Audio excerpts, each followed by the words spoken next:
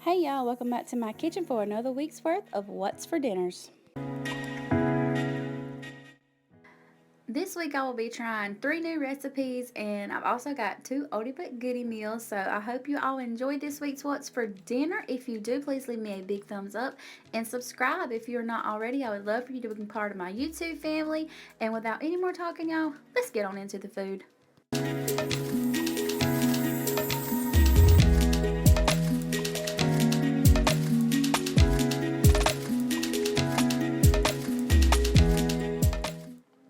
Alright, up first it's going to be lasagna with a side salad, and I have never in my life made lasagna until this night, and I don't know, I just got a wild hair and decided I was going to make lasagna.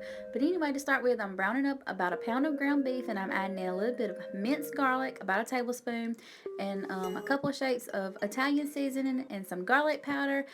And once my meat gets browned up, I'm going to drain off my grease.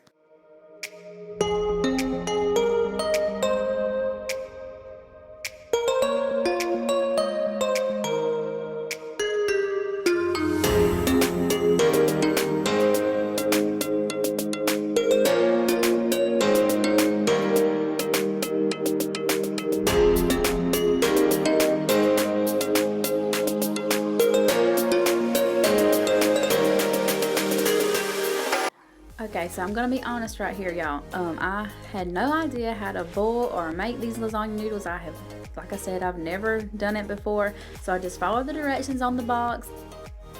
And while my meat is browning and my water is coming to a boil, I'm gonna mix up some ricotta cheese and cream cheese and mozzarella cheese. And this is my cream cheese, y'all. I had to soften it a little bit so it would be easily mixed. So that's why it's in that bowl or that little measuring cup. I'm also going to add in a little bit of garlic powder and Italian seasoning into the cheese mixture.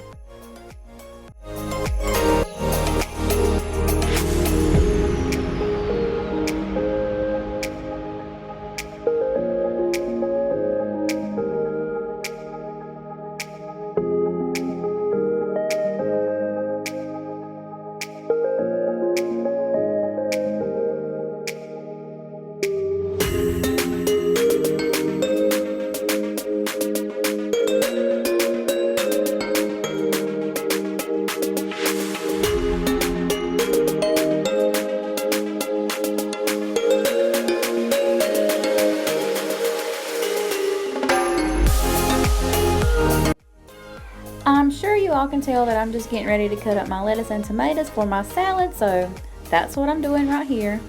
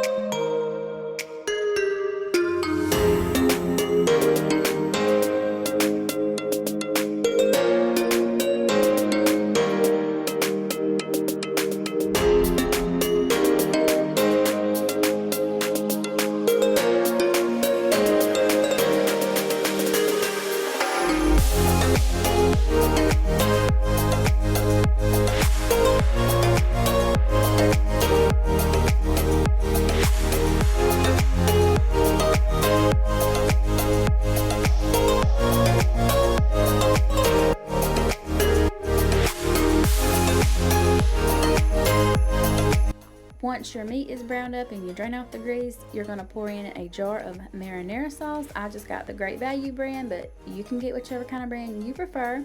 And I also add a little bit of water to mine and shake out the excess sauce that's in there that's left after you pour it out. Then you just stir that up really well.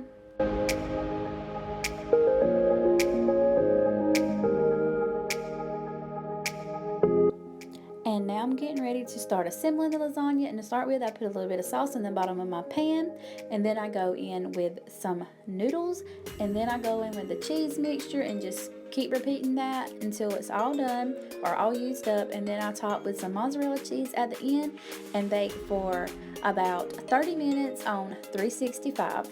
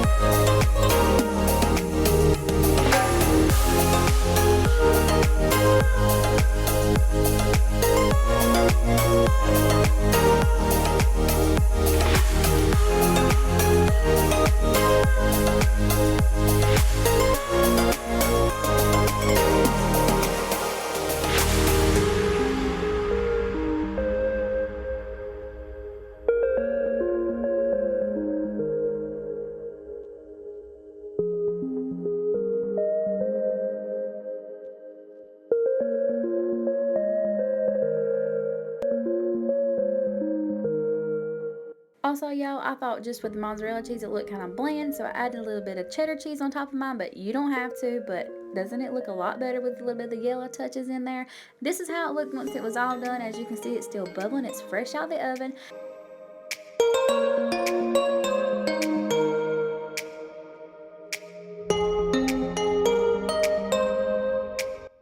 And here is y'all a view of everything all together. We had our lasagna and we had our side salad with pepperonis and our French style dressing, and the kids had some Kool-Aid, and here it is plated up.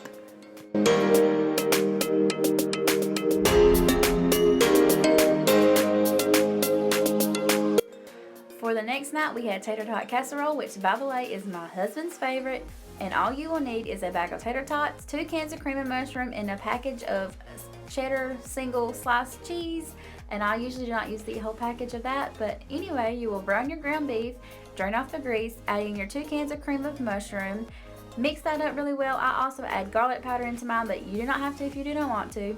And then you mix that up really well, and you'll pour that into your baking dish, and then you will top with the cheese, and then top with your tater tots, and bake for about 20 to 25 minutes just until your tater tots get done on about 365. And that's it, y'all. This is the easiest recipe ever, and it's also budget friendly, and I hope you guys try it if you've never tried it this way or never tried it at all.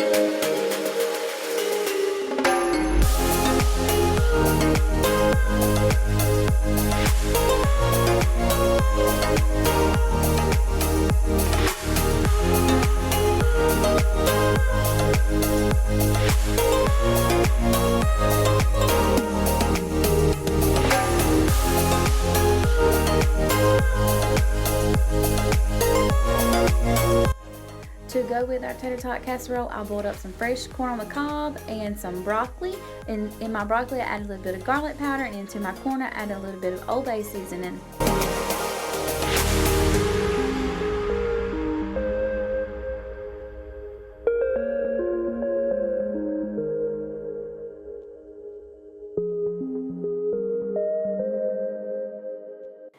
This is how your tater tot casserole will look once it comes out of the oven, and this is how ours looked once it was all plated up.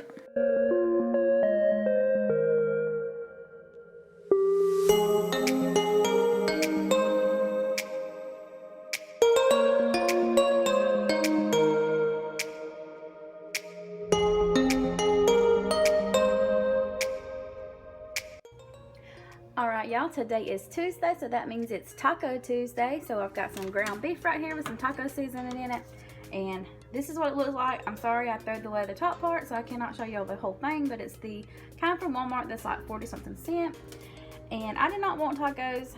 I don't really care for ground beef like that, you know, in a taco.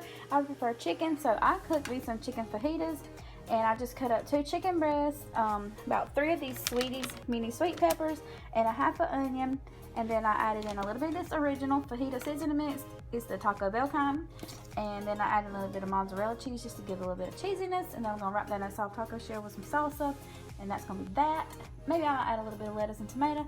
But this is the other stuff we've got. We got some lettuce and tomato, cheese, our taco shells, and salsa. And I was gonna cook the Spanish rice that I cooked a few weeks back in another What's for Dinner. I can link it below if you're interested in seeing that video or seeing how to make that. You cook it on the stove, but I decided not to since the kiddos are not here. They're going to my mama's house, their GG. So it's kind of like a date night for me and my husband tonight. So we're having tacos and fajitas on our date night and probably just watch a little movie. And I'm so glad for the little breaks that I get. Thank you, Mama, so very much. I know they're driving you crazy. On the next night, we had French onion pork chops, mashed potatoes and gravy, broccoli, and yeast rolls. And to start with, you'll just season up your pork chops however you like them seasoned. You will mix together a packet of onion soup mix and some sour cream.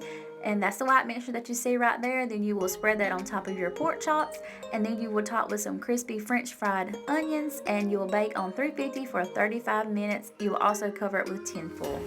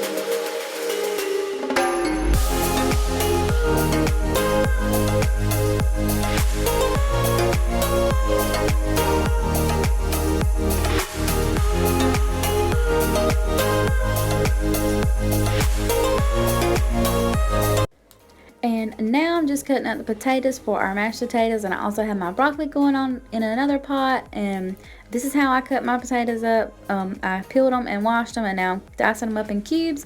Then I'm gonna bring that to a boil. Once that gets through, you know, the taters get done, I'm gonna mash them up and add in a little bit of milk and salt and pepper and butter.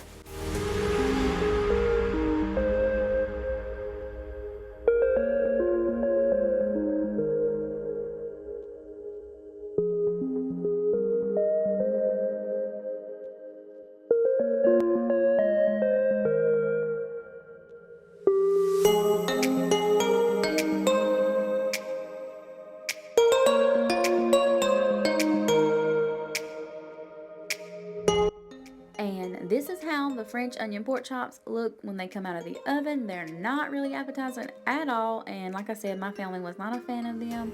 But here's my mashed potatoes and my broccoli and my yeast rolls and my gravy right here that I'm making, and it's just a packed brown gravy, so it's not homemade or anything. And then this is how our plate looks once it's plated up. Alright y'all, for the final meal that I'm going to share with y'all, we're doing cream soda Dr.Pepper chicken and just some canned corn and some canned green beans. And to start with, you'll just place your chicken into your baking dish and season it with whatever kind of seasonings you like on your chicken. And then in a separate bowl, you'll mix together whatever kind of soda that your heart desires. I chose Dr. Pepper and cream soda, but you can choose whatever kind of soda you like because it's your kitchen. But anyway, you'll mix that soda with some ketchup, and then you will pour that over your chicken, and you're only going to bake it for about 20 minutes, and that's because you're going to cook it the rest of the time in a skillet.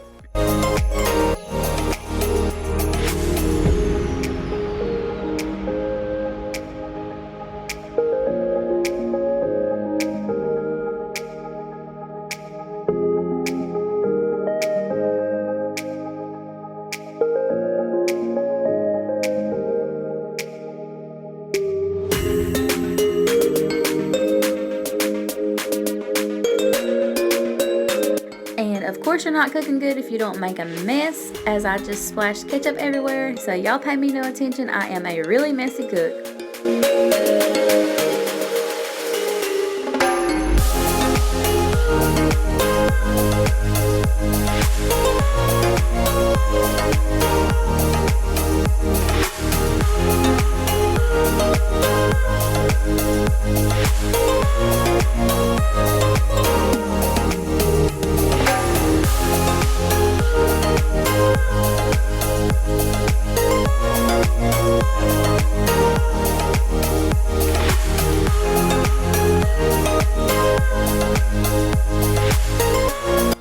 Also, you will want to reserve a little bit of your sauce for whenever you start to cook your chicken in the skillet.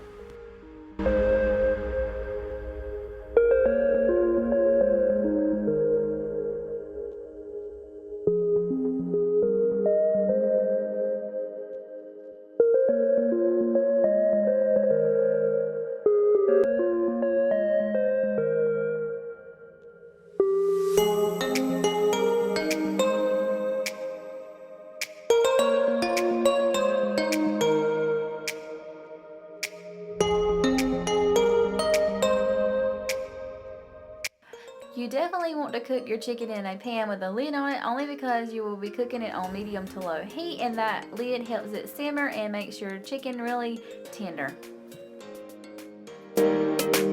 Also, you will cook your chicken in your skillet just until it's done. And here is our cream soda Dr. Pepper chicken and our corn and green beans all plated up. I hope you guys give this recipe a try, and I also hope that y'all enjoyed this week's What's for Dinner. If you did, please leave me a big thumbs up. Comment. I love to chat with you guys in the comments, and also subscribe if you're not already. I hope you guys come back next week and watch my next week's What's for Dinner, and until then, bye y'all.